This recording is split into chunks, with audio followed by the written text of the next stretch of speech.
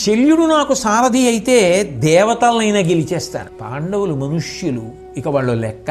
కాబట్టి నాకు ఆ శల్యుడిని ఎలాగైనా సారథిగా అమర్చే ప్రయత్నం చెయ్యమని అడిగాడు. తప్పకుండా నేను ఈ కార్యాన్ని నెరవేరుస్తానని తన సోదరుల్ని కర్ణుణ్ణి కూడా వెంట తీసుకుని కాలినడకన యుద్ధ భూమిలో శల్యుడి దగ్గరికి వెళ్లి ఆ శల్యుడితో మాట్లాడుతూ, ఓ శల్య మహారాజా, సత్యదీక్ష, శత్రువుల వలన కలిగేటటువంటి కష్టాలను తప్పించడం, ఇటువంటివి నీకు వెన్నతో పెట్టినటువంటి లక్షణాలు. కాబట్టి నువ్వంటే నాకిష్టం, నేనంటే నీకు చాలా చాలా ఇష్టం. ఇప్పుడు మన ఇద్దరికీ కూడా కావలసినటువంటిది అర్జునుడి యొక్క సంహారం. కాబట్టి నిన్ను విశేషమైనటువంటి గౌరవంతో ప్రార్థన చేస్తున్నాను, నమస్కరిస్తున్నాను, ఒక వరం అడుగుతున్నాను. నువ్వు నన్ను అనుగ్రహించాలి. పూర్తి ప్రయత్నంతో నువ్వు మాత్రమే ఇటువంటి పని చేసి కర్ణుణ్ణి రక్షించగలవు.